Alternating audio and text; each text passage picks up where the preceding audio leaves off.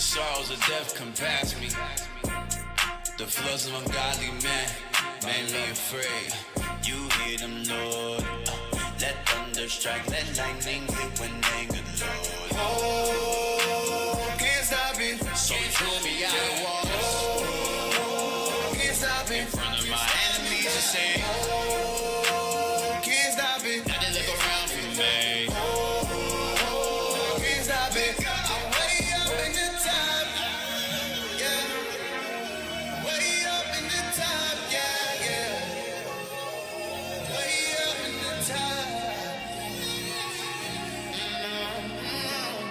Psalms of, feel it. Not an Uber, but I'm about to get lifted. Once was wicked, then my spirit got shifted. Fell in love with the scripts, I'm addicted. Love of mine intertwined like we knitted. I was born in this world, but I'm leaving in a chariot. Well rested like I'm up in the Marriott Hotel, enduring trials, cause I'd rather cry on earth than in hell. Way up at the top, ain't too many really topping us. Sent the bishop visions on the quest, and he watched it all through his oculus. Ain't no risk really stopping us, cause we built upon the one on top of us. Making plays so far from the bench, you may need binoculars when watching us. On your mark, set, ready. Can't be Mario and Dreddy's, cause the way she wanted name to the swift, and much woe is for the heady. Now the heathen getting petty, cause the spiritual pressure getting heavy. Can feel them shaking while we watch at the screen like they playing Five Nights at Freddy's. The electing attendants, prophets directing the millions, rolling with the clouds, chariots peeling, way up talking miles, different dimensions. Paradise we bout, flawless and dealing, corruption busting down, laws we preaching loud, waters rising now, levels been building, perfection been the style, ride the wave or drown, this is the way. Follow and move, the God body tune, you get it or left as a stray. Judgment and doom, your soul get removed, we telling you woe in that day. Study, apply, and you pray, focus only on the kingdom of waste. Transfiguration, once we enter the gates, all praises will say. The chariot's way up, no fire can slay us. Refresh like the priest with the pendant. The kingdom is coming from fishes to hunters. The king got the keys, come and get it. Eat 'em talk cap like it's Reddit. Mind full of the lies that they fed us. From basement to gods, pick your head up. The melanin ones got the leg. Shalom, shalom, Israel. Most High Christ bless. This is Officer Yakin here from IUIC Philadelphia.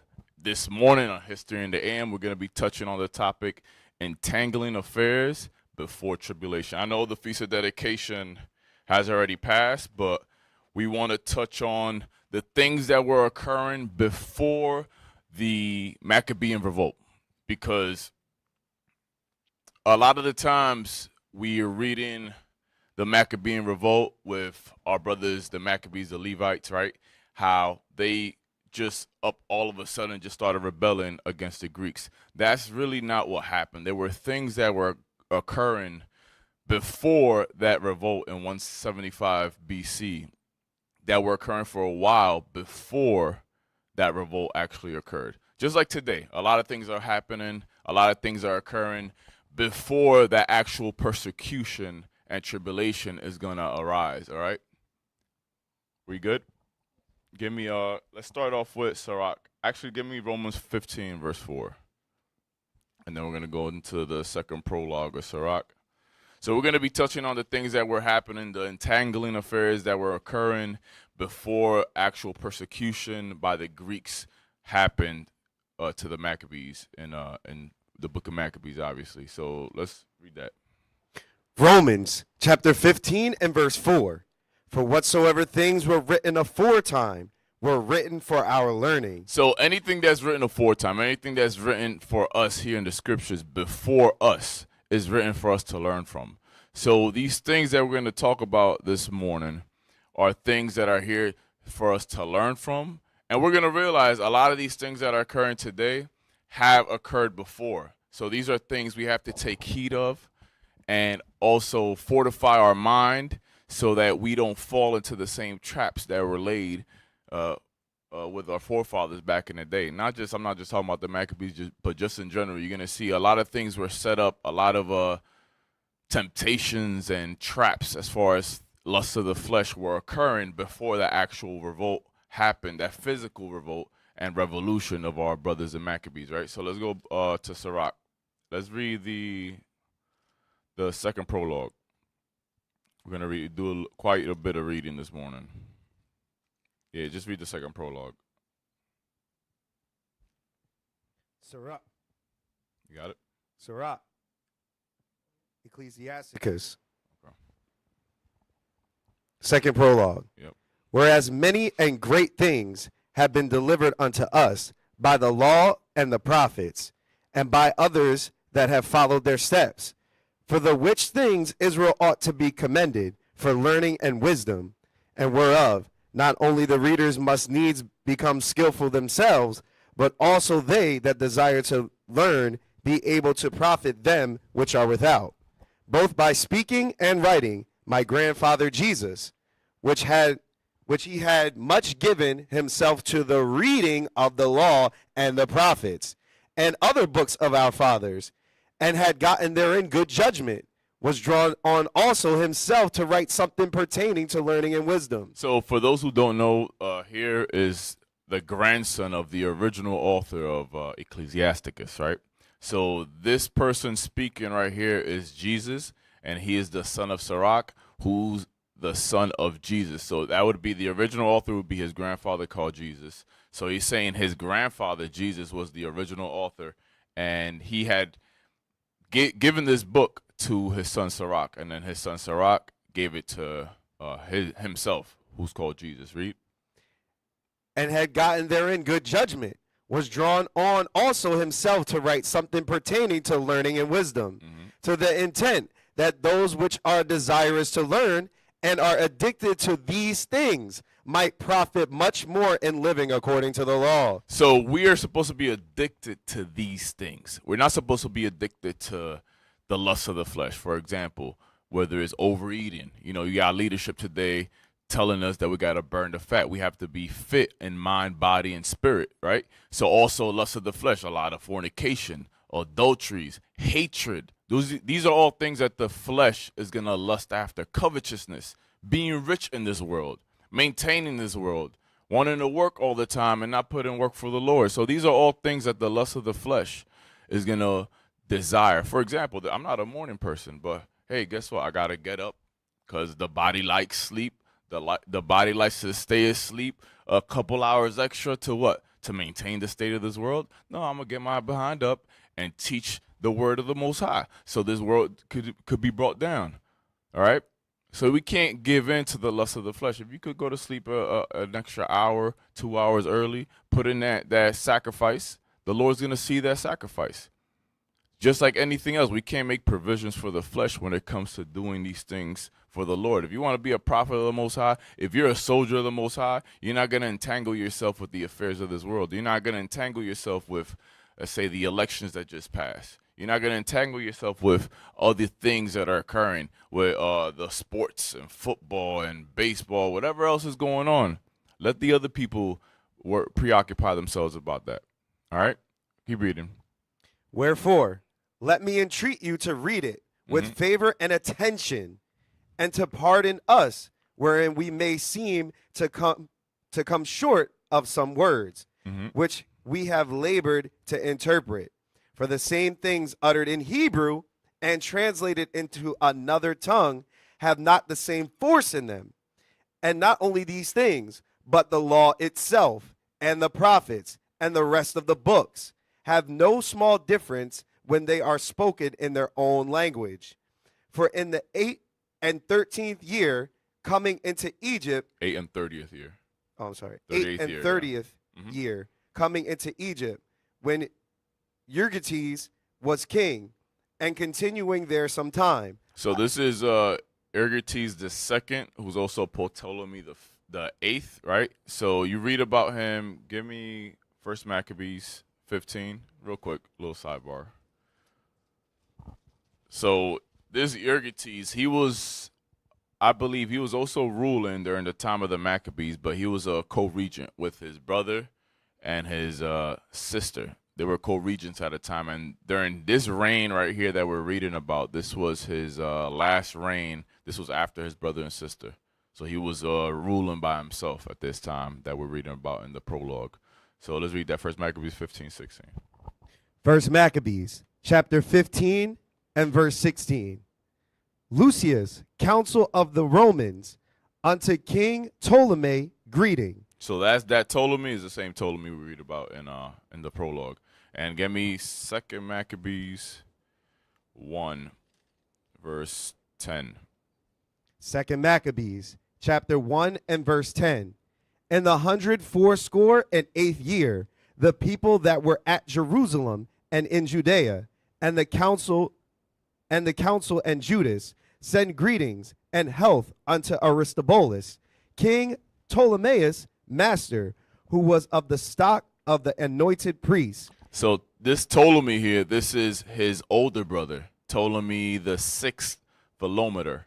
So he was co-regent with him at this time, right? He was the little brother, the older brother, and then their sister, I forget her name. But this is his older brother here. So as you can see, they were ruling during the time of the Maccabees. But when let's go back to the prologue. And that one sentence, for in the 8th and 30th year. Yes, sir. Mm-hmm. Sirach, the second prologue. For in the 8th and 30th year, coming into Egypt, when Euergetes was king, and continuing there some time, I found a book of no small learning. Mm-hmm. Therefore, I thought it most necessary for me to bestow some diligence and travel to interpret it, using great watchfulness and skill in that space to bring the book to an end, set it forth for them also, which in a strange country are willing to learn. So that's us today. We're in a strange country. We're in the United States of America. We're scattered throughout the 4 corners of the earth. We're in Central South America. We're in Africa. We're in Europe. We're in Asia. We're in Oceania. We're everywhere. We're in a strange country. We're not in our land anymore. So here, this pertains to us. And set them also, which in a strange country are willing to learn, being prepared before in manners to live after the law. My bad. I read that for you. Read it. Yes, sir. Yes, sir. My bad. Read that. Which in a strange country are willing to learn, being prepared before in matters to live after the law. So that's what we're doing now. We're waking up. We're learning to be prepared before in manners to live after the law. That's what we're doing today, because we didn't know these things growing up. I didn't know I was a Israelite according to the Bible. I found that strange. I didn't know we had to keep the laws because why? Christianity. Because of basically Hellenism, which today is called what they call it? Assimilation. You get assimilated, you get Americanized, right? So now we're coming back to the law, statutes, and commandments, our heritage in the faith of our Lord and Savior Jesus Christ, our King, the Black Messiah, right? So we're coming back to this understanding because we want to learn. So, and we're not going to read the first prologue, but we know that according to the first prologue, Jesus, his grandfather, right, the original author, he mirrored himself after Solomon. So you're going to see a lot of these things are in Proverbs. A lot of these things Solomon also wrote about, which lets you know if he's able to pull from these prior readings, it lets you know that Romans 15:4 still applies. Things that are written aforetime are written for our learning, because Sirach during his time period, Jesus during his time period, it behooved them to go back to the old writings to utilize that wisdom in order to speak to his people about this wisdom, because they were going through the same things.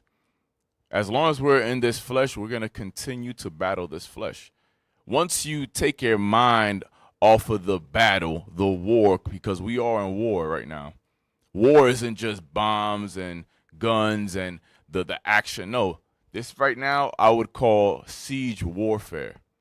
Just like they had us in 70 AD, they didn't just come in through the walls and take down the temple. They didn't just come in. No, they had us in siege warfare. They try to, starve us out. They try to break us down before they actually came in to attack us. So likewise, it's occurring today. They're trying to break us down. How? With the lust of the flesh. The lust of the eyes. They put in all manner of concupiscence and covetousness out there for us to fall and become weak before they actually attack us, and they could take us over. They do that today with other countries. Siege warfare is still in effect today. They did that. What happened now with Syria? That was siege warfare. That didn't just happen overnight. People who aren't watching think that just happened overnight, that Assad just up and left. No, This is since I think like 2011, 2010. They've had sanctions. They've been choking that country out. They've had control of the oil fields, depleting the country of its natural resources and economy to the point where now it can't defend itself. And now all of a sudden people think overnight it just got taken over. No, that's called siege warfare. So when they actually go in there, now look what they're doing. They're bombing Syria to hell and back. So likewise today, in the spirit of the Lord, you got to see this spiritually. They are conducting siege warfare with us in the flesh. They're trying to take us down in the flesh today. Actually, let's get that. Give me Corinthians 10. This battle is not a physical battle. And when we start thinking that it is, or we start thinking that we're not in the battle, that's where it gets a little funky. Let's start at 3. 2 Corinthians chapter 10 and verse 3. For though we walk in the flesh, we do not war after the flesh. For the weapons of our warfare are not carnal, but mighty through God, to the pulling down of strongholds, casting down imaginations. So now we understand that even though we're here, we're in the flesh, right? We got to wake up. We got to go to work, right? We got to do all this medial, mundane things from day to day, right? We're not warring after the flesh. We understand, like, yo, these things that are occurring in my mind from day to day, that I got to battle, that I got to fight, that I got to get away from when you're watching a movie, when you even want to relax, when you think it's relaxed, because it says what? Be in pain and labor. That's Micah 4. Give me that. Hold that. We're going to come back to Corinthians.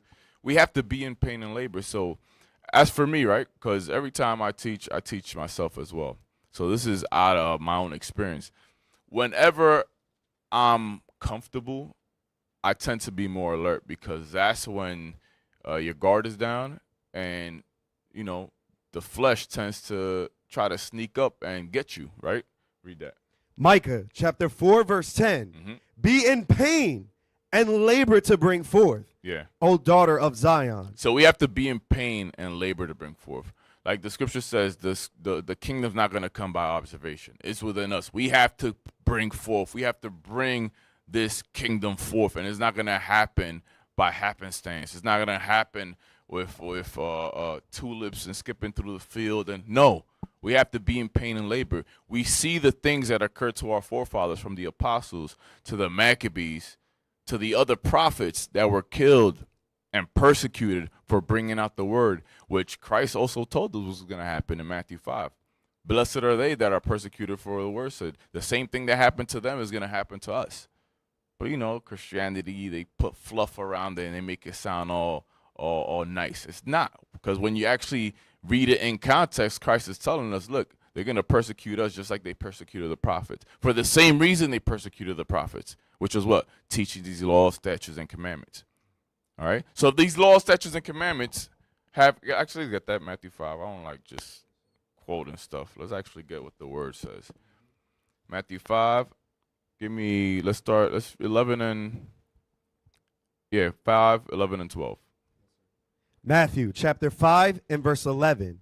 Blessed are ye when men shall revile you and persecute you, and shall say all manner of evil against you falsely for my name's sake. That happens today. Oh, those guys in purple and gold, they're a hate group. You got the SPLC. You got, the ADL. You got the Canary Mission. You got our own people. You got the Christian church, the modern Christian church, because a true Christian church, you're seeing it today, right? So they've hijacked that name. But in reality, we are the true Christians. They're not. They're the pagan Christians, those that were following Saturnalia and all these other wicked things during the same time that are the apostles were teaching, and their disciples were teaching as well. So there's nothing new under the sun. The same spirits are back doing the same vile things, all right? Read. Rejoice and be exceeding glad. So it's telling us be exceeding glad when they tell us we're a hate group, when they tell us this, that, and they say these evil things against us. It says be what? Exceeding glad. Read. For great is your reward in heaven. For so prosecuted read it properly. Take your time. For so persecuted they the prophets which were before you. So for so persecuted they the prophets that were before you. Why did they persecute the prophets? It was because they were teaching the law, statutes, and commandments. So now let's prove that. Daniel 9 and 10. Because now if Christ is telling us we're going to be persecuted for the same reason that the prophets were persecuted, and if we read that the prophets were persecuted because they taught the law, then what does that mean? That the law still has to be taught. The law is still in effect. Read. Daniel chapter 9 and verse 10. Neither have we obeyed the voice of the Lord our God to walk in his ways, which he set before us by his servants the prophets. You see, his servants the prophets. Even you got Jeremiah. Jeremiah came to the leaders and he was telling them to keep the law, statutes, and commandments. And what they do, they try to kill him. They try to arrest him. They try to do all manners of evils. They killed the majority of the prophets because what? They were teaching the law, statutes, and commandments. And Christ in Matthew 5 is telling us it's going to happen to you too. It's going to happen to us. So there's no way in hell that the law, statutes, and commandments are done away with if Christ himself is telling us that we are going to be persecuted for the same reason that the prophets were persecuted. That's what Christ says in Matthew 5. And Christians say they believe in Christ, right? Why not believe in his words? Why not believe in what he said? He also told us to keep the commandments and live, right? I mean, that's in the Old Testament, but he told us in Matthew 19, if you want to enter into life, keep the commandments, right? So let's go back to Corinthians before I veer off too much. Make this another class.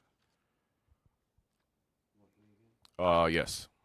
2 Corinthians chapter 10 and verse 3. For though we walk in the flesh, we do not war after the flesh. For the weapons of our warfare are not carnal, but mighty through God to the pulling down of strongholds. Mighty through God. Why? Because the scriptures. His words are more powerful. Let me get that in 1 Corinthians 1. His words are more powerful than any weapon that can be created on this planet Earth. Because these words are going to bring down this kingdom. These words are going to bring down the existence of all this vile and evil that's going on in the world. Just these words. We don't have to lift one finger. Read. Actually, my bad. I didn't even tell you what verse. Let's read. No, wait. Where you at? 1 Corinthians 1.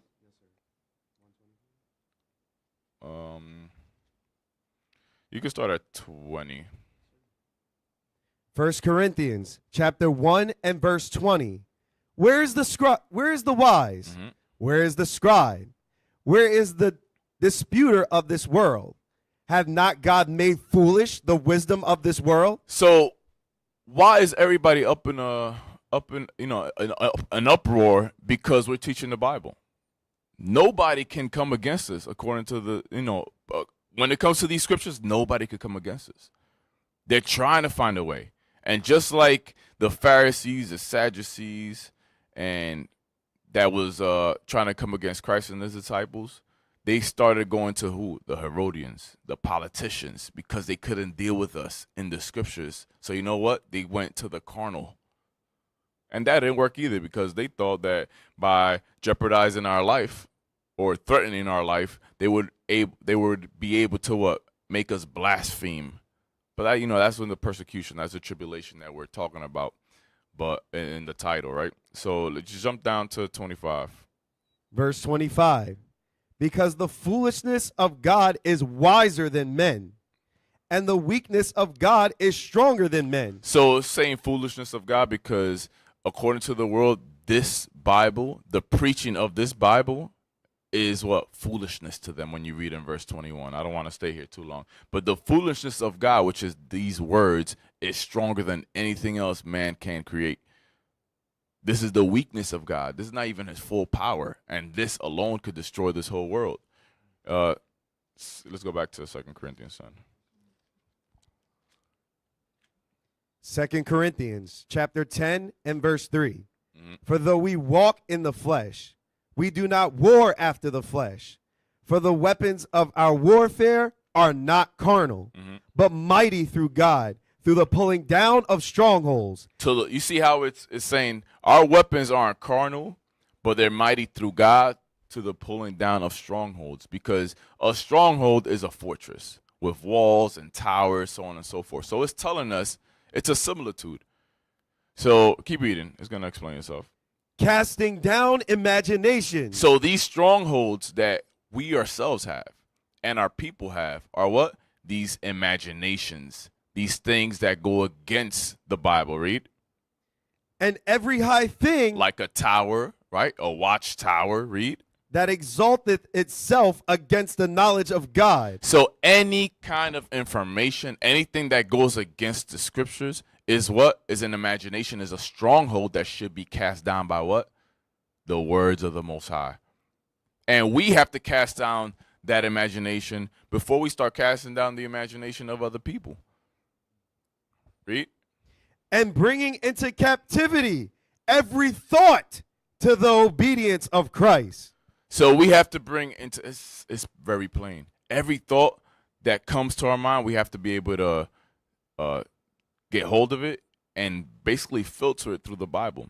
Bring it to the obedience of Christ. Make sure it's a good thought, because a lot of, we know in Jeremiah 17, it tells us what? That the mind is desperately wicked. Desperate.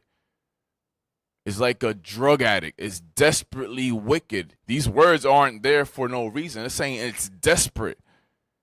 Just like these crackheads here in Kensington. You see them leaning and dipping, doing whatever they can. They'll break a window and they'll rob things from you just to get their next hit. Desperately, that's how wicked the mind is. And we can't forget that. If we forget it or we think that's not true by our actions, then that's also an imagination that has to be cast down. That's a stronghold, because now we're getting comfortable in this flesh. Read 5 again. Verse 5. Casting down imaginations and every high thing that exalteth itself against the knowledge of God, and bringing into captivity every thought to the obedience of Christ. So when you're casting down these thoughts, these imaginations, you're bringing it into the obedience of Christ, right? Read.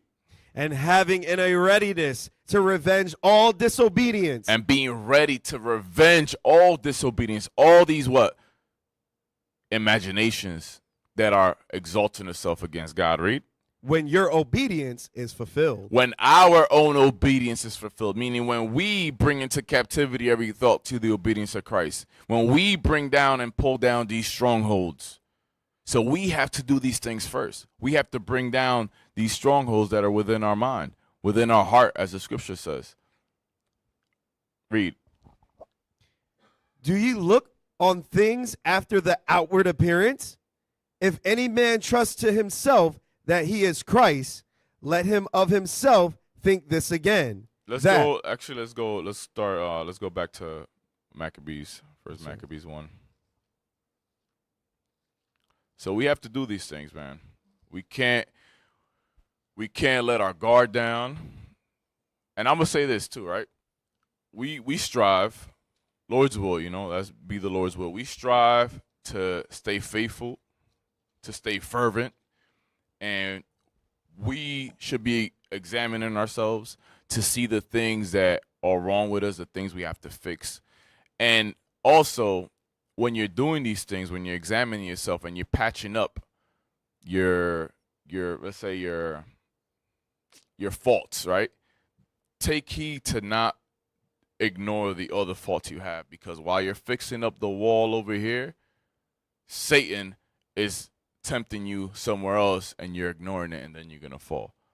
All right, so make sure, remember, it's like a stronghold, right? So your mind is like a stronghold. Instead of having a stronghold that's against the scriptures, you have to start fortifying your mind with what the scriptures say and not with what the flesh wants, right? So you got to pull down these strongholds and fortify your mind, put on the whole armor of God, like Ephesians says, right? There's First Maccabees 1:1. First Maccabees chapter 1 and verse 1. And it happened after that Alexander, son of Philip, the Macedonian, who came out of the land of Shittim. So I'm just going to read this, right, in the First Maccabees to establish a timeline of when Sirach was written. We know it was written before the Maccabean revolt and after Alexander the Greek, right? So read that again. And it happened after that, Alexander, son of Philip, the Macedonian, who came out of the land of Shittim, had smitten Darius, king of the Persians and Medes, that he reigned in his stead the first over Greece, Read. and made many wars, and won many strongholds, and slew the kings of the earth, and went through to the ends of the earth, and took spoils of many nations, insomuch that the earth was quiet before him. Whereupon he was exalted, and his heart was lifted up. And he gathered a mighty strong host, and ruled over countries, and nations, and kings, who became tributaries unto him. And after these things he fell sick, and perceived that he should die. So we know Alexander. Philip tried to unite the Greeks, but he couldn't. So his son Alexander the Greek, a young man, I think he was like in his 20s, right? When he became the king. He was in his 20s. I think he ruled for like a good 10, 12 years. And then, he was a sodomite, so he caught a sickness there, and the Most High put him to death. All praise to the Most High, right? So before he died, though, read. Wherefore he called his servants, such as were honorable, and had been brought up with him from his youth, and parted his kingdom among them while he was yet alive. So these companions, these servants were his companions. I think they were called the companions too. They were his friends that came up with him. They were his generals, and they were known for being great fighters. As Alexander was conquering, they were with him, conquering alongside with him. So because he didn't have an heir to his throne, he told them basically, look, whoever's the strongest is going to take over. And they just fought for it. When you read secular history, you'll see they fought for the land that they got, right? Read. So Alexander reigned 12 years and then died. Read. And his servants bare rule, every one in his place. And after his death, they all put crowns upon themselves. So did their sons after them many years. And evils were multiplied in the earth. So it's letting you know here, after they came into power, evils were multiplied. Meaning there was an evil there that could be multiplied. There was already evil there with Alexander.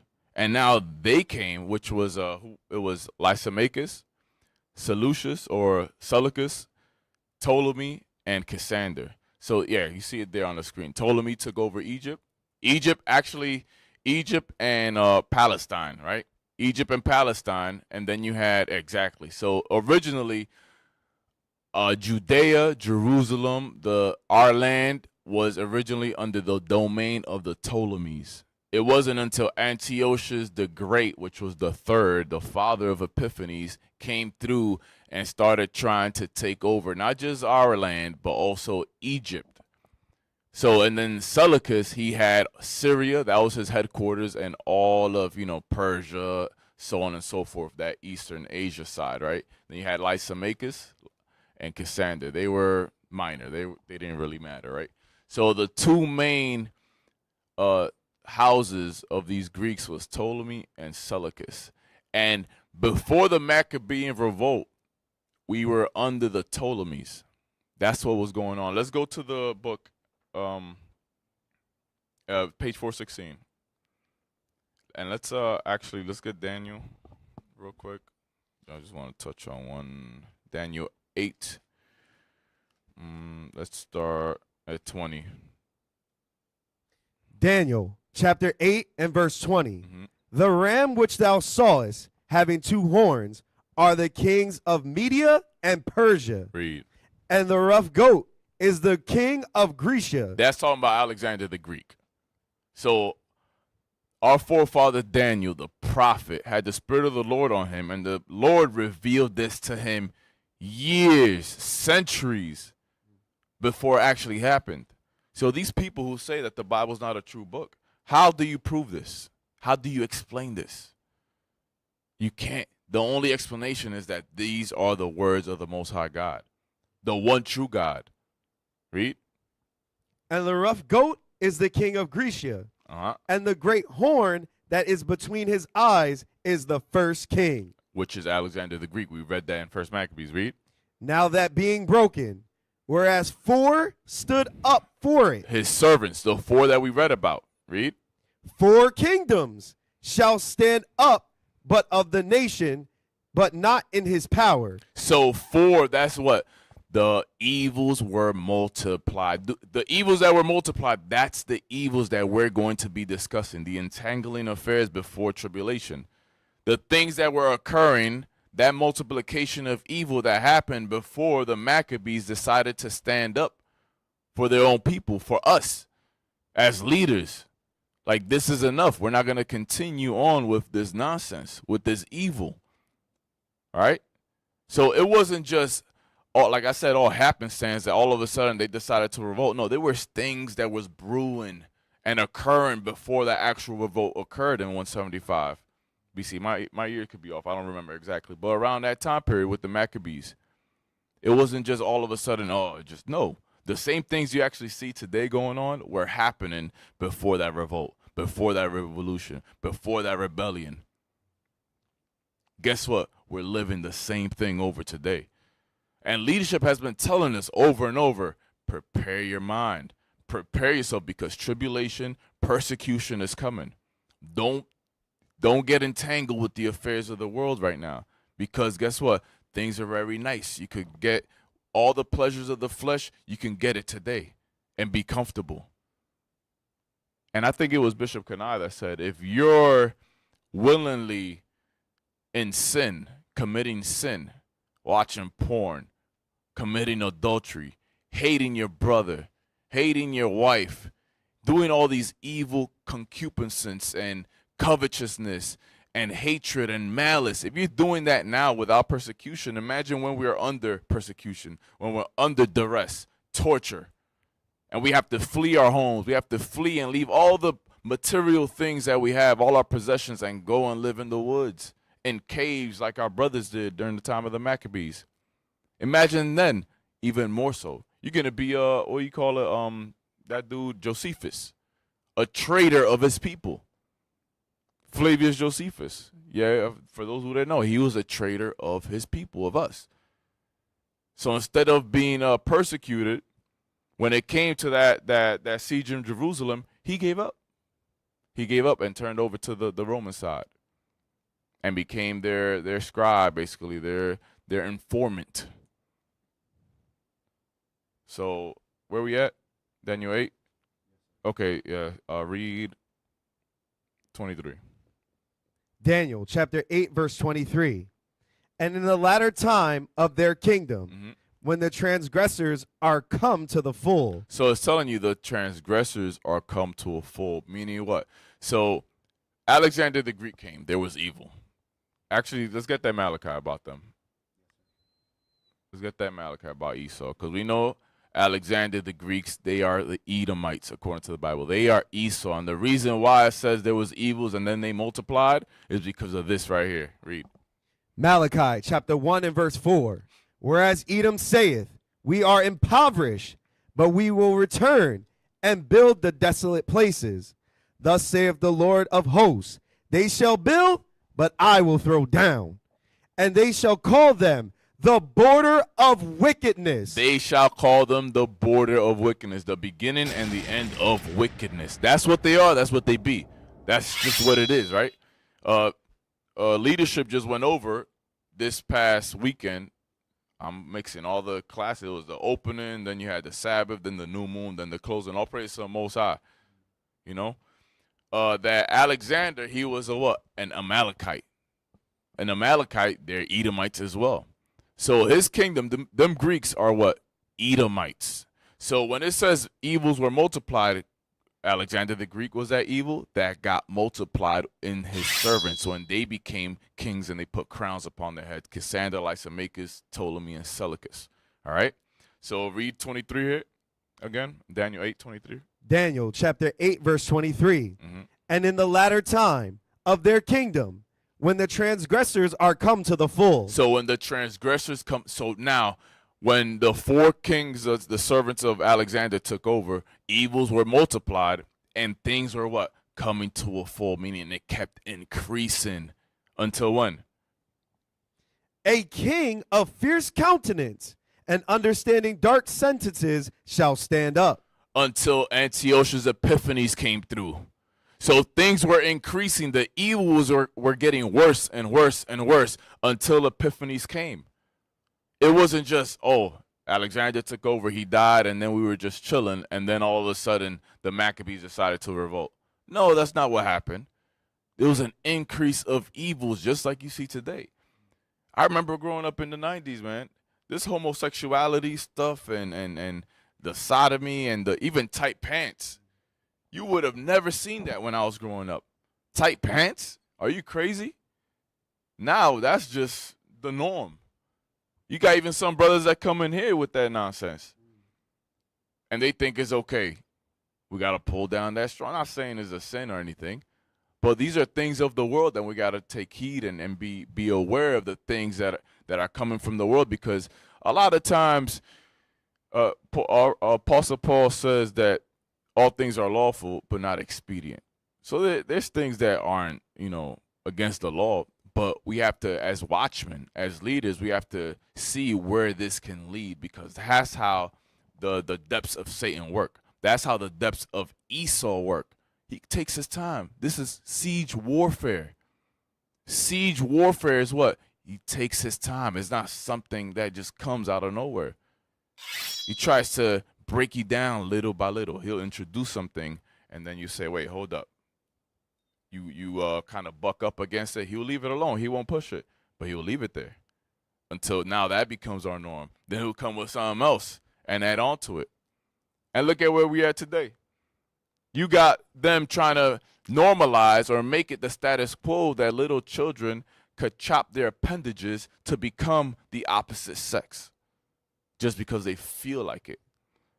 I feel like I'm a woman, and there's nothing wrong with that. You can say that in the world. But you say you're an Israelite, oh, you can't say that now. A man could become a woman could become a man, but you can't be an Israelite, nigga. That's what they say, basically. So, are we done there? Read 23, then we're going to go back. Yes, sir. And in the latter time of their kingdom, when the transgressors are come to the full, a king of fierce countenance and understanding dark sentences shall stand up. So that's the point there. So the evils, you had Alexander the Greek, evil, the border of wickedness. His 4 servants came through and put crowns on their head, and evils were multiplied. And while they were ruling, guess what? Transgressors came to a full. They were coming to a full until Epiphanies. So what were the things that were going on throughout that time period when we were under the Ptolemaic dynasty before Antiochus came, the third came through, and then his son, so on and so forth, right? Let's get that book. Start in the midst of his vast undertaking. In the midst of his vast undertaking, that of uniting the whole world into one monarchy, the young hero died, 323. This is talking about Alexander the Greek. So it's talking about what we read about in First Maccabees, right? Leaving no lawful heir to his throne, no successor to his great mind. Confusion arose in all parts of the world, as well as among the armies of Alexander, dire as if the laws of nature had been upset, and the sequence of the morrow after today were no longer certain. Fearful battles, which resembled the wars of the Titans, ensued. Alexander's warriors, with the experience gained on 1,000 battlefields, would, had they only been united, have been capable of supporting the structure of the Macedonian kingdom. But although they were not actually Greeks and even looked down upon the latter, they resembled them in their spirit of insubordination. Their want of discipline. Their lack of discipline, right? And their passion for self-advancement. Meaning they were what? They just worried about themselves. They just worried about themselves. Their self-gratification, their insubordination, going against leadership, right? Insubordination, lack of discipline, and a passion for self-advancement, just being selfish, looking out for themselves. So this is the spirit that the Greeks were rolling in. That's why it says the evils were multiplied upon the earth after Alexander the Greek died. Because this is the spirit that they were rolling in. So if we roll in that spirit, guess what? We are one of the transgressors coming to a full before the tribulation and persecution that even comes. So we got to take heed of these spirits, because it's real easy for that spirit to sneak up in your mind, and now you're not even seeing these things in you. And you got your own brother's leadership letting you know, hey, this, that, and the third. You got that spirit on you. You better take heed. Examine yourself. Purge that thing out of you. Dress the thorns and the thistles, like Deacon Malachi said. It's a constant dressing. It's not just, oh, you do it once and it's gone. No. For those who've done gardening or farming, I used to have my own garden when I was living in the suburbs. I'm in the city now. But when I used to have my own garden, after work, I'll have to go and weed out the weeds, no matter how small they may be, because I knew if I let it be, the day or the week I got lazy, that weed is going to grow, and then their roots is going to entangle itself with the roots of the plants that I actually wanted to cultivate. So I knew, like, you know what, even though I'm tired, let me pluck these little weeds out. It's easier to pluck the little weeds than now I got to worry about plucking these big weeds and plants that have rooted themselves, and if I just pull, it might destroy the other plants that are good. Like, you know what, let me do this, take 5-10 minutes out my day to just pluck these little weeds out every day or every other day. But you have to do it constantly. You have to dress yourself constantly. That's why these metaphors, analogies, and similitudes are within the scriptures, so we can understand the spiritual aspect of it. We have to dress our flesh every single day. You cannot just let it rock out, because the natural instinct of the flesh is the propensity to go to sin. So you have to take the will. You got to take control of this body. You got to bring it into subjection, like Paul says in 1 Corinthians 9. Read. Which greatly surpass their zeal for the good of the state. So now these spirits that we're rolling in, insubordination, the lack of discipline, their passion for self-advancement, which is selfishness, all these things surpass their zeal for the good of who? The state, meaning their people. They're like, you know what? Forget the people. Forget the kingdom that Alexander built. I'm here to do my own thing. I want the shine. I want the glory. I want the pleasures of the flesh. Read. Like the Greeks, they coveted power as a means to obtain luxuries. Meaning what? They wanted power. Power comes in different forms, which is position. It comes with authority. It also comes via money, fame, influence. Power is influence, right? So they wanted some kind of influence in order to obtain luxuries or the pleasures of this world. That's what they wanted to do. Read. And to enable them to indulge in licentious pleasures. In short, they had become adepts in corrupt practices. So because they wanted to indulge in these licentious pleasures. Let's get that word up, man. Licentious. I'm black, man. Even though I'm Northern King, I'm black, man. Don't make fun of me. So let's get that word, licentious pleasures. Licentious. What does that mean? Oh, there you go. All praises. Licentious, promiscuous, and unprincipled in sexual matters. You see that? So that's one of the main sins that even within the body is running rampant. Is running rampant. Licentious pleasures. Promiscuous and unprincipled in sexual matter. I mean, unprincipled. We have no, control. We have no self-control. We just worry about feeling good. That's all that matters. Let's read the similes. Dissolute, dissipated, debauched, degraded, degenerate. Excuse me. Salacious, immoral, wanton. We read that in the scriptures. Decadent, depraved, profligate, we need definitions for these similes too, Profligate. man. But y'all get it. Look, impure, sinful, wicked, corrupt, indecent, libertine, lustful. So these are all, that's what licentious means. Promiscuous and unprincipled in sexual matters. We have no boundaries.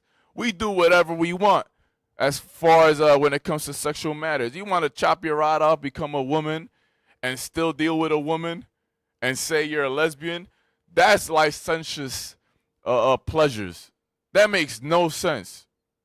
You basically became a eunuch and deal with a woman, and now you're saying you're a woman that's dealing with a woman, and now it just makes no sense. I'm sorry. My head is hurting. It's too early for all this stuff. This is occurring left and right. The sodomite agenda, all the sexual depravity. Now they're trying to legalize, the little kids with older people and all that other stuff. There's a bunch of nonsense going on. That's licentious pleasures. These are the same things that were occurring during the time of the Greeks that multiplied. Let's read that last sentence again in the book, 4:16. Like the Greeks, they coveted power as a means to obtain luxuries and to enable them to indulge in licentious pleasures. And it's saying like the Greeks because it's talking about Japhet. They conquered Japhet when they went over there to Macedon and Greece. So it's saying like the Greeks, meaning Japhet was doing these same things. But guess what? Esau always got to up it. Got to make it worse. Always got to make it worse. Why? Because they're the border of wickedness. All right? So just like the Greeks, they were doing, just like Japhet, they were doing the same thing. Read that again, like the Greeks. Like the Greeks, they coveted power as a means to obtain luxuries. So the reason they wanted the power was to obtain these luxuries. And what are these luxuries? Read. And to enable them to indulge in licentious pleasures. Mm-hmm. In short, they had become adepts in corrupt practices. Those corrupt practices. We're going to start reading about that shortly. Let's go to page. Let's go to 421. Let's skip a bit. I know we don't got much time. Go ahead. Let's start at.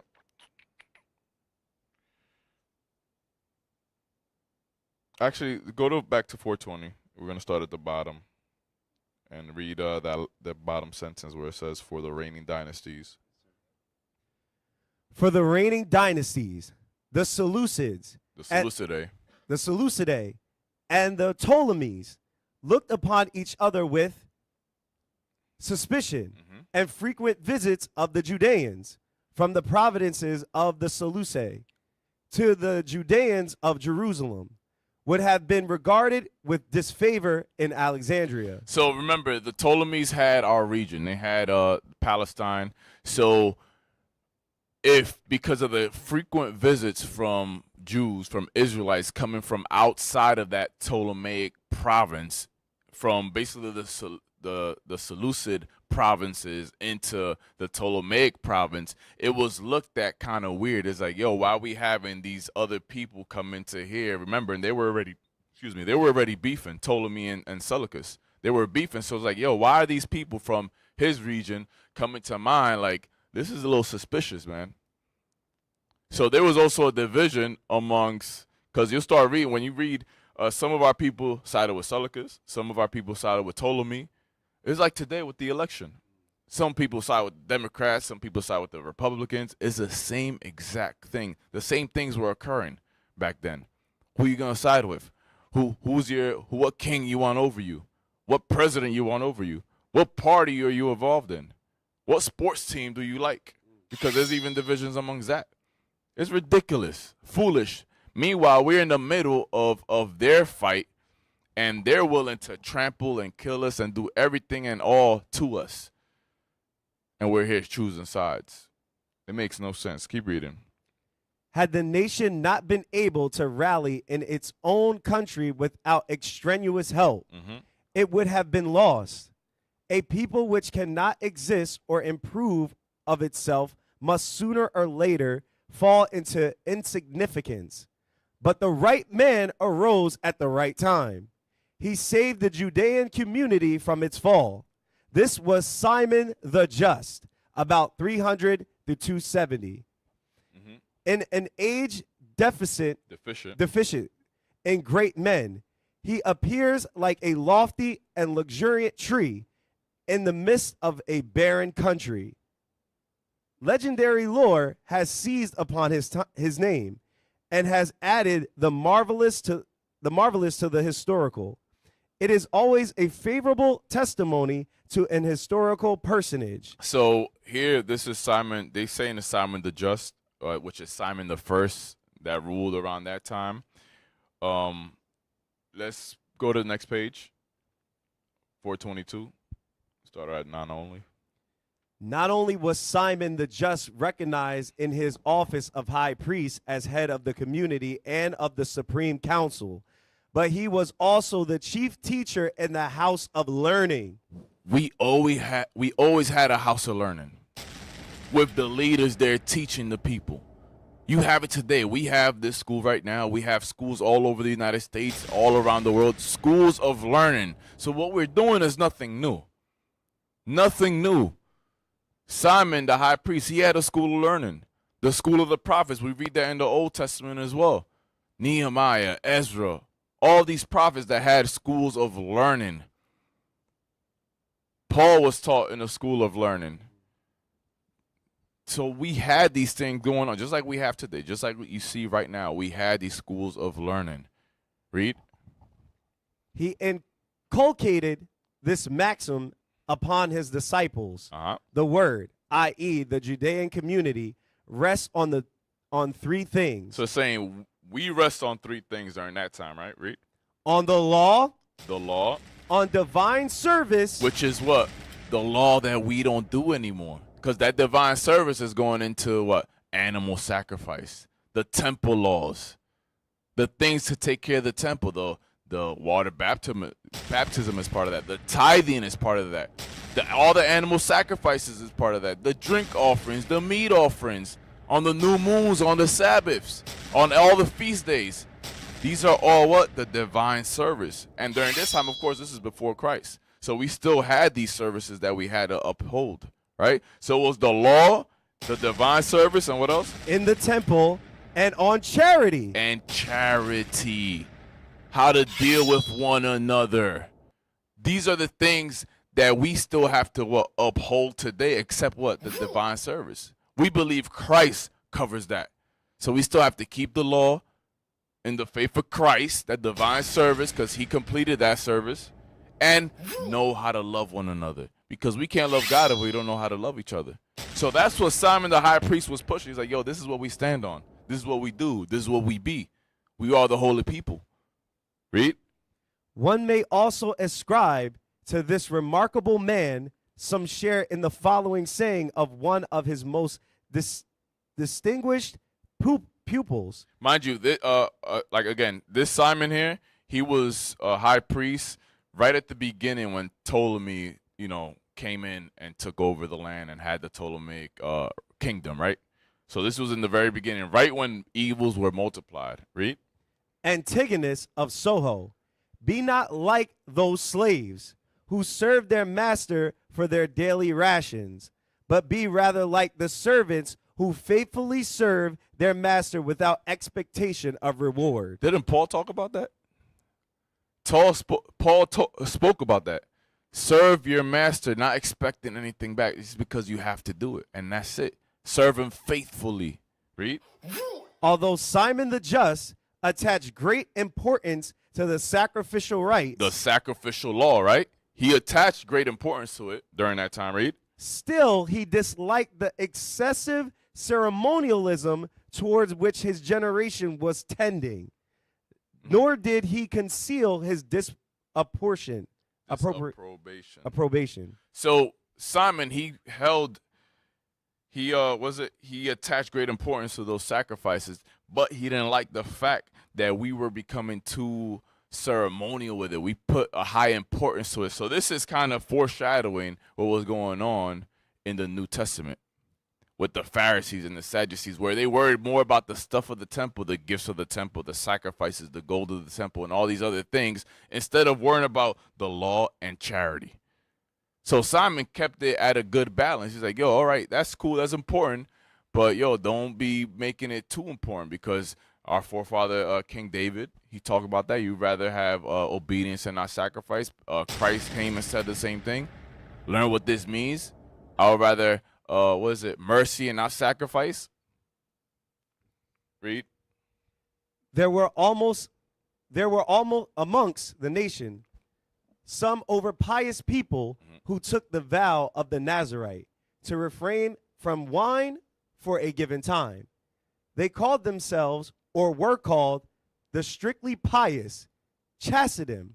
So the Chassidim, those are the Assyrians. Those were the origin of the Pharisees that you read about in the New Testament. And then you got the Sadducees. They come from the school of Sadak. So that's where, it always starts off good, but then it veers off and it goes to the left side, and then it turns into something else. Read. When the term of their vows had expired, they cut off their hair and went through all the ceremonies, perhaps the excesses of the Greeks and their Jewish followers. So these things were happening. Their zeal for the law, those sacrificial rites and stuff, was happening in order to read that. Perhaps the excesses of the Greeks and their Jewish followers. Their numerous feasts and orgies induced them to impose upon themselves this Nazaritic abstention with its attendant rites. So the reason they were going so hard doing these things, because during that time, this is Simon the First, right? During this time, there were Jewish followers going into the Greek feasts, right? The orgies and all these other things that were going on. Isn't that what we see today? Our people going to clubs Friday nights, Saturdays, and you know what happens in the clubs? Either a shootout, fornication, adulteries, all manner of evil is going on at that time. So this is the same thing that was going. This is over 100 years before the Maccabean revolt. This was going on. Read. It is certain that as the number of pleasure-seeking imitators of Greek habits increased in Judea. See, it is certain as the number of pleasure-seeking imitators, there were what? These licentious pleasures, these promiscuous, wicked, lustful pleasures began to increase. The transgressors came to a full that we read about in Daniel 8. These were the things that were going on before the Maccabees decided to stand up and say, this is enough. We're standing up for these laws, these statutes and commandments. We're not doing these evil things no more. You think it's just because of pork? No, it wasn't just because of pork. That was one of them, but it wasn't just because. We had to make a stand like, yo, we're not doing this thing. We're not going to trim our ways to seek love. We're done. We're going to die for these laws, statutes, and commandments if it comes to that. That's how it is. Read. It is certain that as the number of pleasure-seeking imitators of Greek habits increased in Judea, so did also that of the Chassidim. You see? So where there's good, there's evil. Where there's evil increasing, good is increasing. So that's what was going on. So the Chassidim, their zeal to do these rites of the divine service and so on and so forth was to combat the evils that was increasing in Judea. The pleasures of these Greeks that was seeping into the people, into the community. Read. But Simon the Just was not pleased with this exaggerated zeal and took no part in the sacrifices of the Nazarites. So Simon, he wasn't completely against the zeal they had, but he was like, this is too exaggerated. So he basically foresaw where this could lead. So he didn't partake in it. Let's go to the next page. Let's start at when, the second paragraph. We're going to start jumping a bit. What the hell? Oh, God. Let's read through this real quick. Okay, when at last? Yeah. When at last a treaty of peace was concluded in 240. Seleucia. Actually, no. Let's start at the top.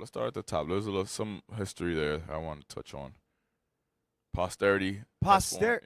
Posterity has formed so exalted an opinion of Simon's character that is designated his death as the end of an historical period of divine grace. In fact, sad and terrible events brought about by his own descendants and causing fresh trials to the Judeans followed upon his death. Simon the Just left 2 children, a young son named Onias and a daughter. The latter was married to Tobiah, a somewhat distinguished man of priestly descent. Onias being too young to officiate as high priest, a relative named Manasseh represented him during his minority. The rule of Onias II became a turning point in the history of the Judeans. The constant warfare carried on for years between the rival houses of the Seleucidae and the Ptolemies affected the fate of Judea. So it's letting you know the Ptolemies and the Seleucidae, they were fighting amongst each other. They had a feud amongst themselves. You read that in the Maccabees. You read that they try to overtake each other all the time. But during this time, we were under the Ptolemies. So Simon had a son, Onias, and he had a daughter. His daughter married somebody named Tobiah. Those are the ones we call the Tobiads. Those that descend from that Tobias, all right? Let's go to, let's read down. Let's skip to where it says Ptolemy II. Yes, sir. Ptolemy II, after vainly demanding the tribute money, threatened to divide the province among various province amongst various foreign colonists. He dispatched one of his own Athenian,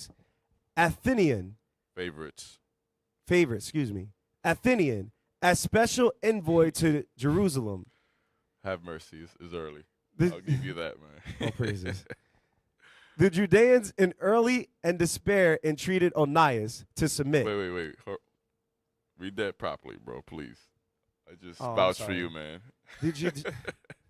The Judeans in alarm and despair entreated Onias to submit, but he resisted their prayers. So what was going on is you got the Seleucids and the Ptolemies fighting back and forth. We were under subjection to the Ptolemies, and now Onias decided not to pay the small tribute that we were paying to the Ptolemies, and Ptolemy saw that as traitorous, right?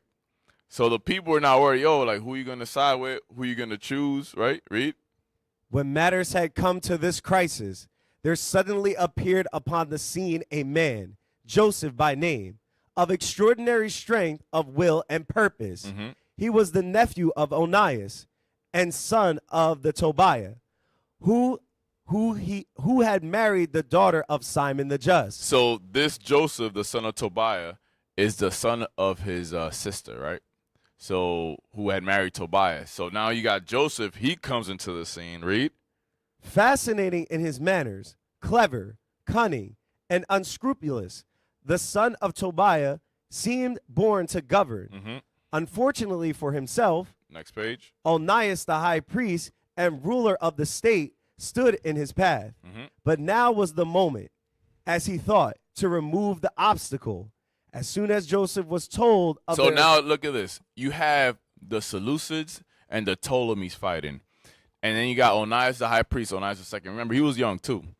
He was now deciding, trying to flip over to the Seleucids, and then the people was like, no, because they didn't want that fighting to come to them. They didn't want to get involved in that, right? So now you got Joseph, his nephew, trying to basically depose him and become a leader of some sort, have some kind of power and influence. So now you're seeing the effects of the Greeks within our own people. This is before the Maccabean revolt. This is in the 240s. So these things were occurring. You read about Simon the Benjamite in 2 Maccabees. You read about, Menelaus. You read about all these things. They were traitors to the people. And that was Onias III. They were doing that too. They ended up even killing him. So these things were already occurring. It was nothing new. It was just getting worse and worse and worse and worse as the time went on until Antiochus Epiphanes came, just like Daniel 8 says. Until the transgressors came to a full, that's when Antiochus Epiphanes came in the picture. Because things were getting worse. The evil was there, it multiplied, and now we were what? Covetousness, idolatry, eating pork, shrimp, crab, lobster. We weren't circumcising ourselves. You read about in Maccabees how the priests didn't want to serve in the temple no more.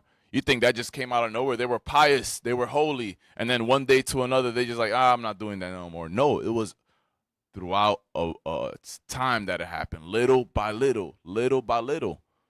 Read. As soon as Joseph was told of the arrival of the Ptolemaic envoy in Jerusalem and of his threatening message, he hastened from his birthplace to that city, loaded his uncle Onias with reproaches for having led his people into danger, and finding the high priest determined in his resistance, he offered to go himself to Alexandria, there to commence negotiations with the king of Egypt. As soon as Onias had empowered him to do so, Joseph assembled the people in the court of the temple, soothed their excited feelings, and made them understand that they were to place entire confidence in his ability to avert danger that threatened them. The whole assembly offered him their thanks and made him leader of the people about 2:30. From that moment, Joseph displayed so much decision that it was evident a plan had long been ripening in his brain. He was well aware of the weaknesses of the Greeks and knew that they were not indifferent to flattery and to the luxuries of the table. You see, to the feast. What was going on in those feasts? Orgies, licentious pleasures. So he knew about it because it was already amongst us. He knew about these things. So like, you know what? I know what they like. Let me go over there and talk to them. They basically had their own Diddy parties. That's what was going on. They had their own Diddy parties. You see that today. All these celebrities and politicians. You had what was it that Amalekite who supposedly killed himself in jail? Jeffrey Epstein. That was going on. You have the Jake version of Jeffrey Epstein and Diddy. The same thing was the Greeks were doing it and we were doing it. We were following right along with them. And you had all our people, the nobles and the merchants and the politicians of our people and also the people of the other nations all involved in that nonsense. And you see that today as well. You see it happening today. And today, you only get up to that status by doing what? Involving yourself in that stuff. Read. So he prepared tempting banquets for Athenian, fascinating him by his charm of manner, making him costly presents, and assuring him that he might return to Egypt, secure of the tribute money, which he promised should be paid to the king. As soon as the envoy had left Jerusalem, Joseph entered into negotiations with some Samaritan friends or moneylenders to obtain a loan for his necessary expenses. In order to appear with dignity at the Egyptian court, he required splendid apparel, brilliant equipages, and money to defray the cost of his entertainments. So this dude went into debt just to look the part, man. Just to show off to the Greeks, those in Egypt. And also remember, there was a lot of Jews that were in Alexandria as well. If in Judea we were already being defiled, much more those Jews in Alexandria. They were in the mix. In the mix right there. Read. Joseph had no means of his own, and in all Judea there was no one who could advance him large sums of money. Why? Because we were happy with what we... Give me that in Timothy. Be content with what you have. Keep the laws. You got a roof over your head. You got water. You got the chief things in life. Be happy with what you have. Be content. When I all praise to the Most High, I'm able to travel to these other countries, and I see the lowest state of our people that don't have the things we have, the opportunities that we have here in America, right? and the funds and all the other stuff. Some don't have toilets. Some live in a 1-bedroom where like 4 or 5 people to a family live. Like, these are things that our people are going through, that if you don't go out and travel, you don't get to appreciate the things and opportunities and benefits that we get just from being here, living here in the United States of Babylon. Right? My bad. Where we at? Where I said? Yeah, my bad. I forgot where. 1 Timothy 6. Let me get there. Let's start. Yeah, let's start at 6. You're right. All praises. 1 Timothy chapter 6, verse 6. But godliness with contentment is great gain. Why is it great gain? Because we know our latter end. We know we're going to get the kingdom. If we're content and we're godly. But what happens when you start overexerting yourself, you start becoming covetous, you want these other things of the world? Now, there's nothing wrong with having good, nice things. But you have to have it with godliness. The Most High could give you anything you want in this world. In righteousness. But are you going to start trimming your ways to seek love so you can start doing these and getting the things that the flesh wants? Are you going to start putting yourself into debt to get a 2-seater Corvette for no reason? Now you got $1,000 car note for no reason. You can't put no kind of camp signs in your car. You can't put brothers in your car to go travel and do anything. It's just there for show. It's just sitting there. Now if you got the money, it is what it is. But we have to be content with whatever we have. If it's little or much, be content. All praise to the Most High that we're still here. That we still have an opportunity to repent and perfect ourselves while we live now. Read that again. But godliness with contentment is great gain. Read. For we brought nothing into this world, and it is certain we can carry nothing out. We came in from our mother's womb with nothing. We're going to leave with nothing. So why are we holding on so tight to the material things of this world? People go crazy. You see when a new iPhone come out, they go crazy. Lines for days for a freaking phone, for tickets to a game or whatever it may be. Or even, I remember back in the day, to line up before the club opened up. It'll be cold as hell in the middle of winter, and people were lined up around the block to get into a club, to do these licentious things. Read. And having food and raiment, let us be therewith content.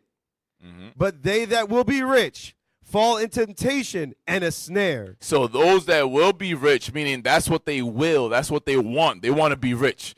If they're not rich, they're not living. That's their covetousness. That's their lust. They have to be rich. They'll rob, steal, murder just to get rich. They'll become sodomites to get rich. They'll get sodomized to get rich. They'll do whatever they need to do to get rich. It doesn't matter. They will to be rich. Read. But they that will to be rich fall into temptation and a snare. They fall into temptations because in order to get rich, you're going to have to do this. So what do they say? You know what? This money's my God. That car is my God. This woman is my God. I'm going to do whatever I got to do, even if it's some licentious pleasure. Even if it's something that will be degenerate and evil and wicked, I'm going to do it because I want to get rich. Read. And into many foolish and hurtful lusts, which drown men in destruction and perdition. That's exactly what's happening today. It's real easy to fall into that if you don't keep your mind right. If you're not content with godliness, be content with godliness, because if you can't do it today, imagine when we're out there and we got to leave our homes. We got to leave all our possessions, just like the Maccabees did. If you can't be content today with what you have, imagine more so when we got to be in the woods. Who knows? We got to sleep, get some leaves, sleep under a rock. Who knows? Are you going to be content there? Or are you going to betray your brother just so you could get a nice, hot cocoa or a bed to sleep in from your enemy? Oh, look, he lives over there. He's over there. I know they're planning this, that, and the third. That's what's going to happen to those that are not content with what they have now before the persecution begins. Are you going to keep the laws during that time? Or are you going to fall? And because you're going to see the opportunity, oh, I could do this. No, you got to be content. We got to fortify our mind now.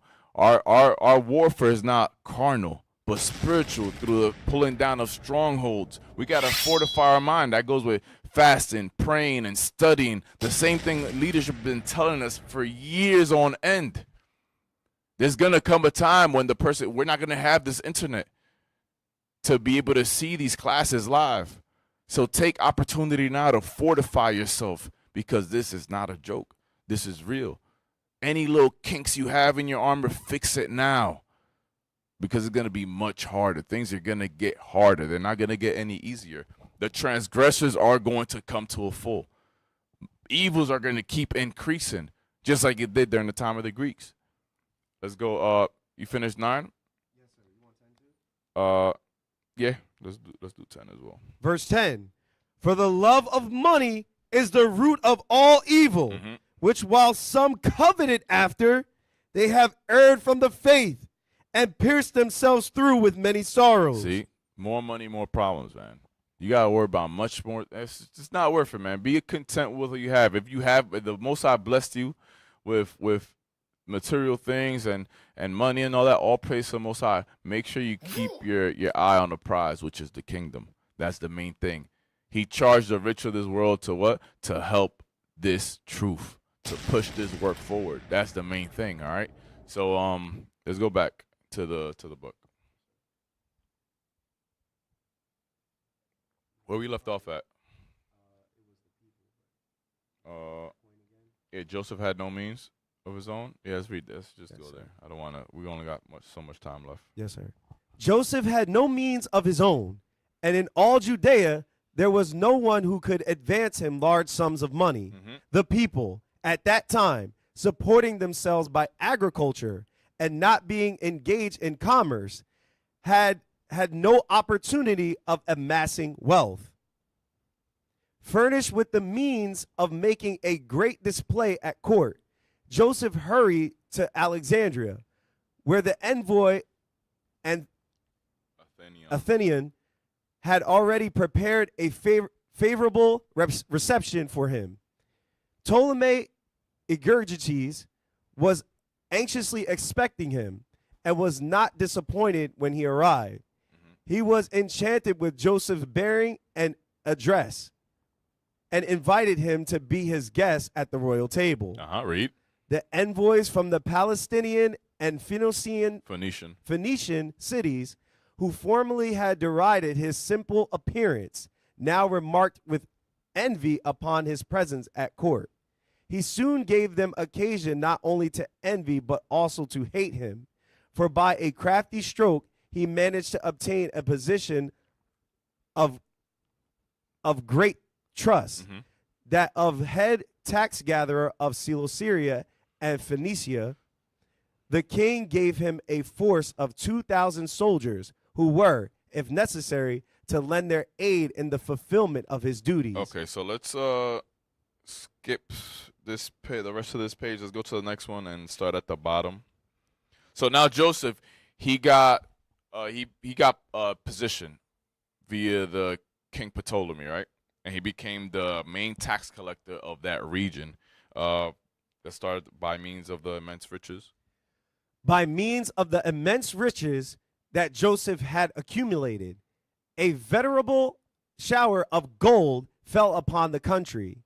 He raised the people out of poverty and needy circumstances into ease and comfort. You see that? Into ease and comfort. One might read that and say, oh, that's nice. He's helping his people out. He's bringing money into the community. Don't you see that with what we say? A lot of these rappers and ball players. Oh, I'm gonna make a community center in the community. You know, give back to the community. But are you really giving back to the community? Is that really helping the spirit of our people, or is there some other motive? Because why would Esau allow you to do that? Esau's not gonna allow you to really help your people where it really counts. All right. So these are all facades, right? So money started coming into the people and raised them out of poverty into ease and comfort, meaning he's trying to bring them into what he's doing. Read. In order to collect the taxes of so many different towns, he was obliged to have responsible agents, and he preferred choosing them from amongst his own people. You hear the same thing with these rappers, right? These rappers and these politicians, like, oh, I gotta bring my boys in and help. This same thing is occurring. Read. These agents enriched themselves in their own way and bore themselves proudly. The consideration which Joseph enjoyed at the Egyptian court, his quickly gained wealth, and the troop of soldiers always at his command, by whose help he held in check the people of various nationalities in Palestine. Okay, next page, 427. Yeah, start at the top. Go ahead. Soldiers always. Where'd you leave? Oh, my bad. You did go tonight. My bad. Yes, go ahead. sir. I was reading somewhere else. The remnant of the Philistines and the Phoenicians, Idumeans, and even the Greco-Macedonian colonists, all this had the effect not only of lending him and his surroundings a certain air of self-importance, but also of raising the people in general from the abject. From the abject.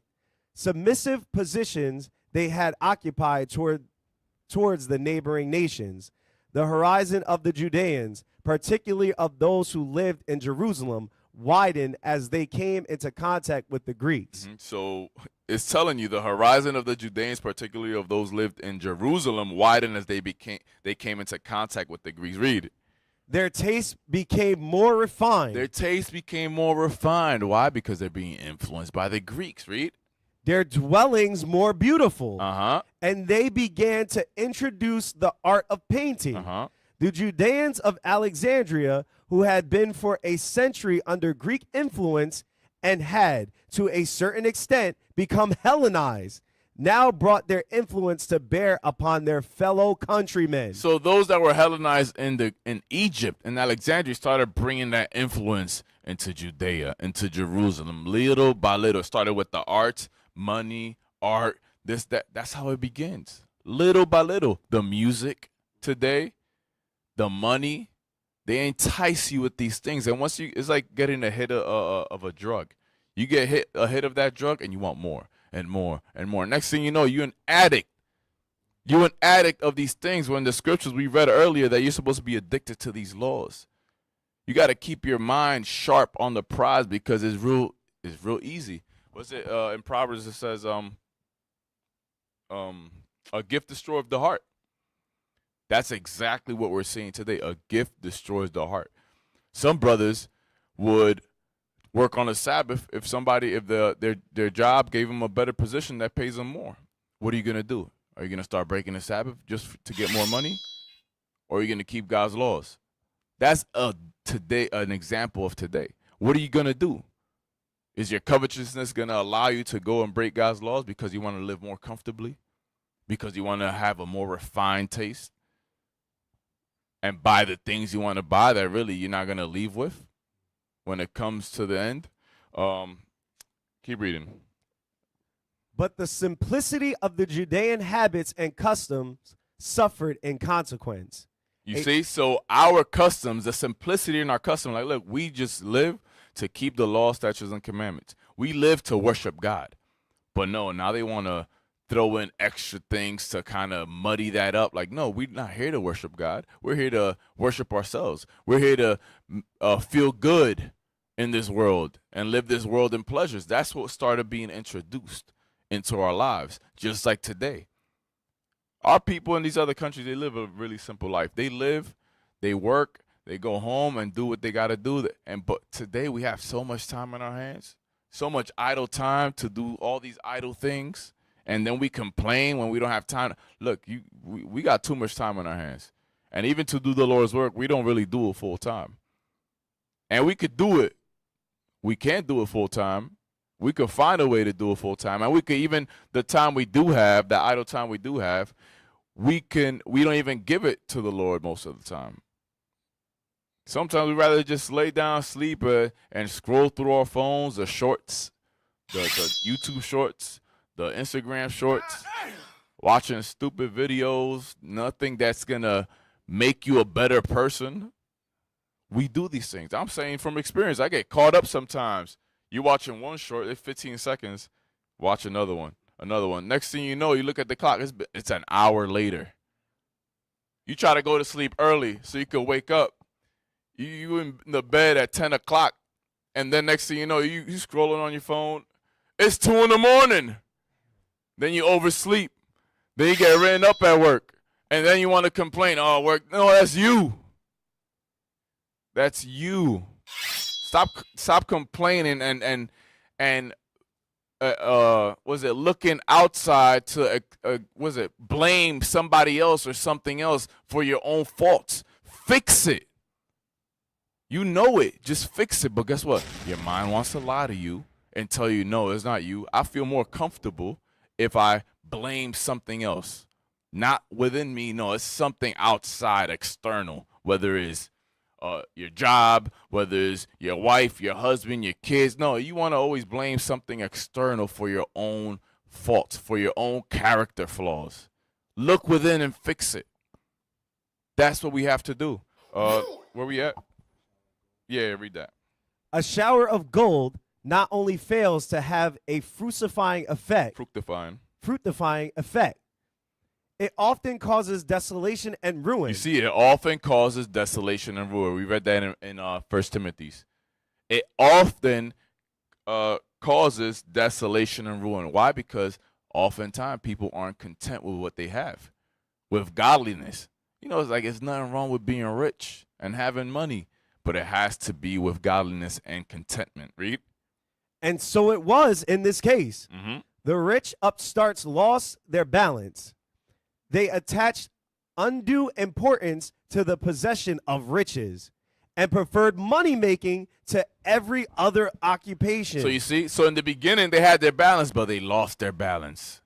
Because that's how it begins. It begins as something nice. Oh, yeah, you're helping your people out of poverty, this, that, and the third. But after some time, what happens? That covetousness. You want more and more. Now, forget all that godliness. I just want to make more money.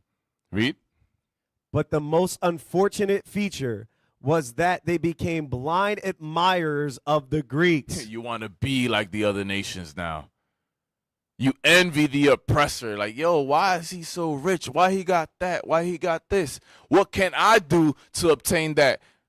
You know you got to do to obtain that? Go see Diddy. Go see Epstein. He'll let you know how to get there. He'll let you know how to get there. That's exactly what you got to do. Read. Whose extravagant habits and frivolous customs they soon acquired, to the deterioration of their own national virtues. The deterioration of our own laws. You read in Maccabees that if you read in Maccabees, you think it's happening during the time of the Maccabees. No, it was happening already. The deterioration of our laws was already occurring before the Maccabean revolt. These are the things that was happening that when the time Mattathias and his son stood up, like, look, we're tired of this. We're not going to continue in this. We're not gonna stand by and allow these things to continue and not do anything about it. Read. The Greeks loved conviviality. Yeah, you got that, bro. Read. Gave public banquets and indulged in most unruly merrymaking at their repasts. So unruly merrymaking. I'll keep reading. The Judeans imported the custom of dining in company, reclining on couches, whilst they ate and drank, and indulging in wine, music, and song at their entertainments. All this was innocent enough, but unfortunately it led to more than merry making life brighter. So you see, there's nothing wrong with feasts and, music, but in this case, it was a gateway for more evil. Read. Greek frivolity and extravagance drew their imitators rapidly into a vortex of dissipation. Joseph was constantly at the court of Ptolemy Philopator when business took him to Alexandria. This court was a hotbed of depravity. The days were spent in revelry and the nights in shameless debauchery. The prevailing depravity led astray both the people and the army. Philopator entertained the absurd belief that his ancestors were descended from the god of wine, Dionysus, Bacchus, and he considered himself obliged to introduce Bacchanalian revelries into his kingdom. Anyone wishing to integrate himself with the king and his boon companions was forced to belong to the fraternity of Dionysus. Whenever Joseph was called to Alexandria, he enjoyed the doubtful honor of being invited to the king's orgies and of being received by the followers of the god of wine. It was at such a feast that he contracted a violent passion for one of those dissolute dancing women who never failed to be present upon these occasions. So you see what's going on? So this is the depravity that was going on in the court of the Ptolemies, in the Greek courts. So in order to be involved with that, you had to get into that fraternity of Dionysus. You have the Greek fraternities that our brothers get into when they go into college, and they do a whole bunch of depravity and evil, right? So in this case, there was orgies, wine, alcohol, women, dancing. That's why you have in Sirach where Sirach says, yo, be careful around these women, around these dancers, around these singers. Don't be around a harlot. When you're around the indiscreet, be careful, because there's no way we can't get away from the indiscreet. We can't get it. Actually, let's get that in Sirach 27. Sirach 27, I think, verse, let me see.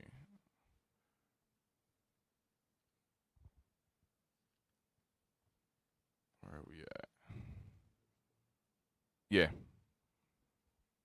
Sirach, chapter 27 and verse 12.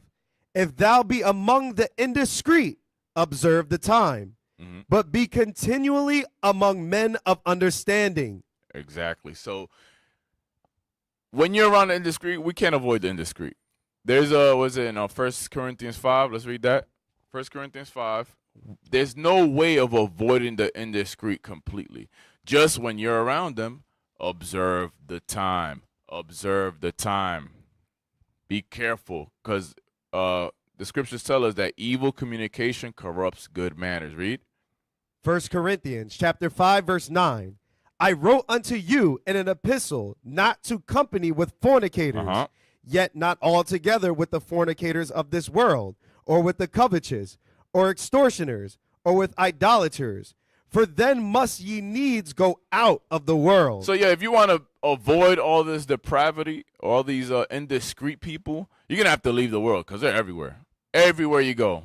So when you are around them, just observe the time. Be like, you know what, let me get away. Let me get with the brothers. Let me make plans to be around the brothers. Be around godly men, because that's the way we protect ourselves from the depravity and the evils of this world, the licentious pleasures of this world, by doing those things. Give me 1 Peter 4.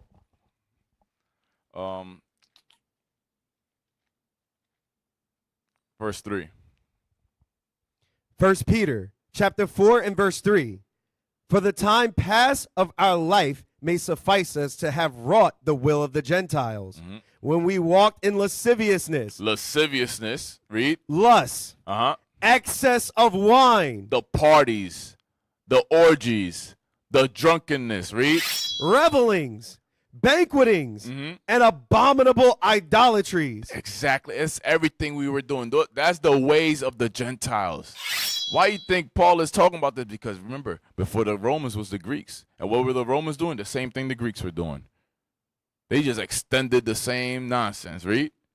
Wherein they think it strange that ye run not with them to the same excess of riot, speaking evil of you. You see? So our people today, they see us. We don't celebrate Thanksgiving. We don't celebrate Christmas, their New Year's, birthdays, and all Mother's Days. Father. We don't celebrate these things.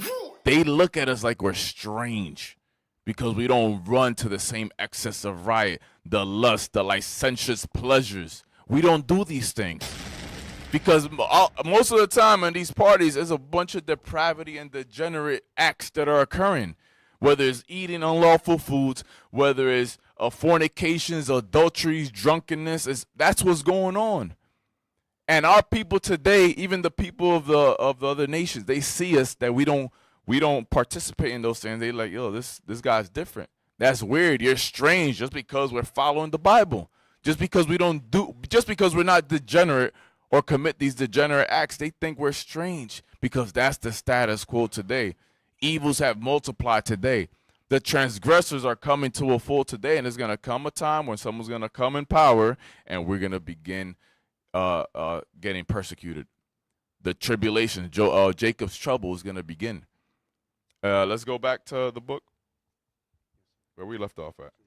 We're going to finish off quick. We haven't got enough time. I'm going to have to cut it short. But yeah, let's finish this page. Jerusalem did not long remain untainted by this social impurity. Joseph, from friendship, let us suppose, for his royal patron, introduced Dionysian festivals into Judea. So now Joseph introduced these festivals to Judea. Just like what today, like I said, Thanksgiving, Christmas, and all this other nonsense. Bacchanal, the festivals, and all these different things that occur. There's always some evil going on. Oh, then a shootout, somebody gets stabbed, somebody gets robbed, somebody gets killed. Nothing good ever comes from that. You got women getting pregnant by men they don't even know.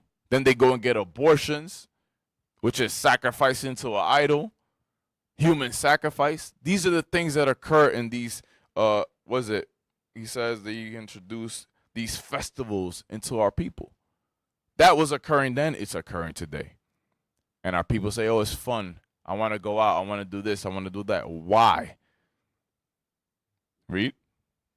At the turning point of the year, when winter makes way for spring, when the wine bursts into blossom, and the wine in the barrels ferments a second time, then the Greeks held their great festival in honor of Dionysus, the festival of the barrel openings.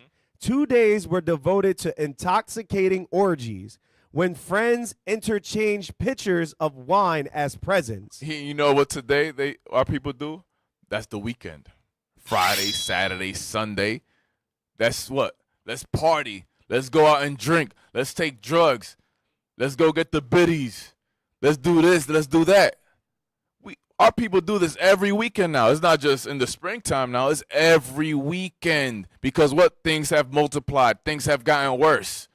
Not only are they breaking the Sabbath, but they're breaking every other law. Making single-parent households. They're continuing the evil.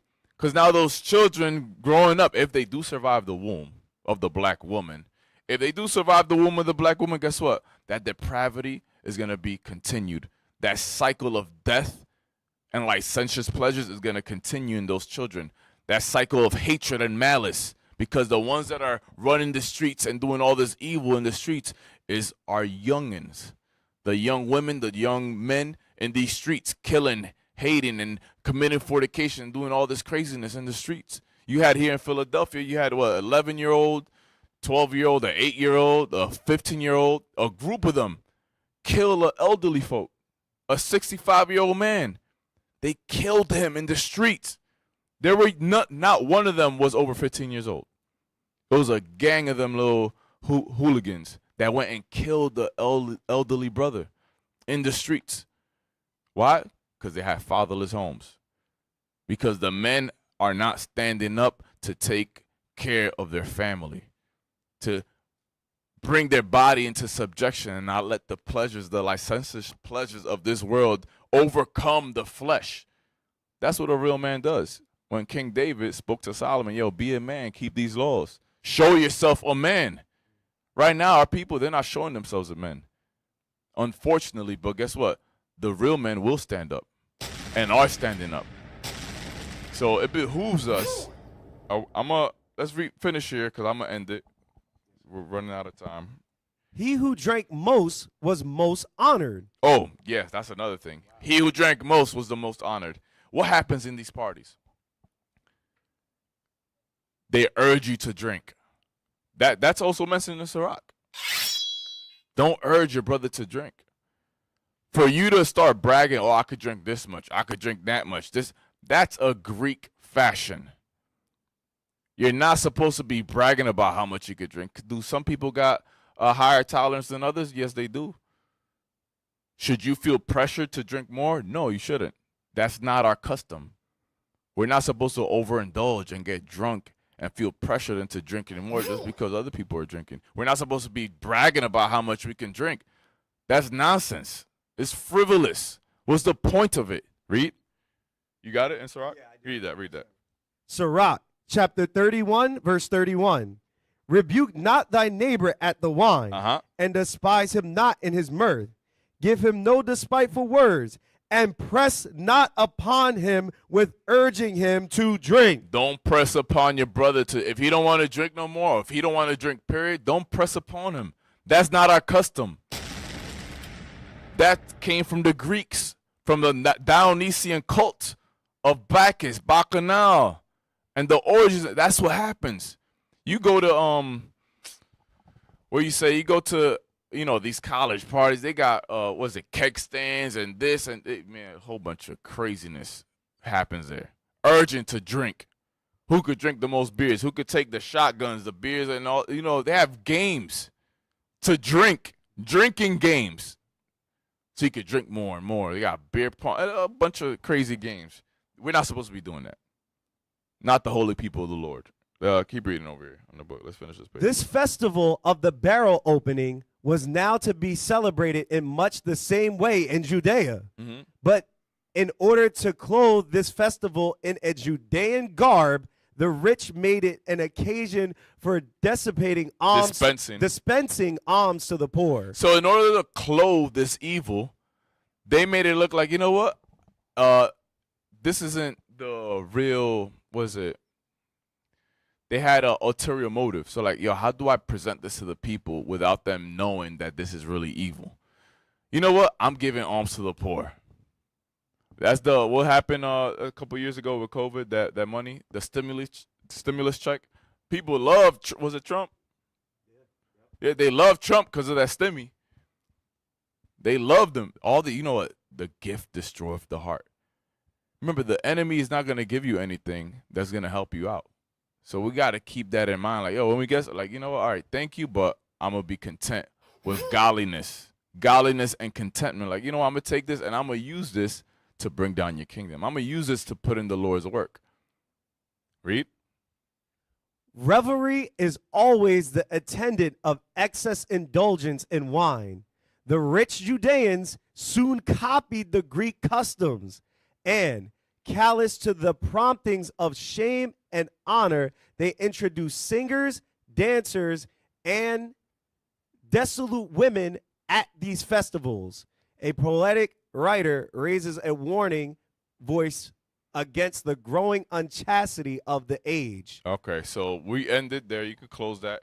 Let's finish off with 2 Timothy 2 and 4. So these are the things that were going on before the Maccabean revolt. Before the rebellion of our brothers, the Levites, the Maccabees, Mattathias, Judah, Simon, Jason, so on and so forth. These were the things that were happening on a day-to-day, and it was increasing, it was multiplied, it was coming to a full. So these are the same things that happened then are happening now, and there's going to come a time when a similar person as Antiochus or Antiochus Epiphanes is going to come through and is going to start persecuting us. So we have to prepare ourselves for that day. We have to do it. Don't entangle yourselves with the affairs of this world, because if you entangle yourself, you're going to get literally tangled up and taken down by it. Read it. 2 Timothy chapter 3 and verse 1. This know also, that in the last days perilous times shall come. For men shall be... Wait. Read that again. This know also, that in the last days perilous times shall come. They shall come indeed, and this coming closer and closer. Read. For men shall be lovers of their own selves, covetous, boasters, proud, blasphemers, disobedient to parents, unthankful, unholy, without natural affection, truce breakers, false accusers, incontinent, fierce, despisers of those that are good. These are the perilous times we're in now. But guess what? If you don't see it as perilous times, if you see this as pleasures, as something nice, you're going to be taken away when the real persecutions come. Read. Traitors, heady, high-minded, lovers of pleasures more than lovers of God, having a form of godliness, but denying the power thereof. Now let's go to chapter 2, and let's finish off with 3 and 4. 2 Timothy chapter 2 and verse 3. Thou therefore endure hardness as a good soldier of Jesus Christ. So he's telling us endure hardness as a good soldier of Jesus Christ. A good soldier, not a bad soldier, but a good one. Read. No man that warreth entangleth himself with the affairs of this life. Which is what we just read about in chapter 3. We do not entangle ourselves with the affairs of this life. Why? Because this is not our rest. This is not the life we want. We seek a better country. Not this life, but eternal life. We don't entangle ourselves with the affairs of this world or this life. Read. That he may please him who have chosen him to be a soldier. That's why we do it. To please him, Jesus Christ, the black Messiah, who chose us to be a soldier in this world, because we are at war right now. These are the perilous times, and it's going to get worse. Transgressions will come to a full before that persecution start. So get your minds right, because just like in the time of the Maccabees and before that, we're living in the same days today. The same perilous times, the same licentious pleasures. So Israel, we're going to close out there. And I guess that's it. So, stay in the spirit, study, pray, and apply. And till next time, shalom, most high Christ bless. I've been on this road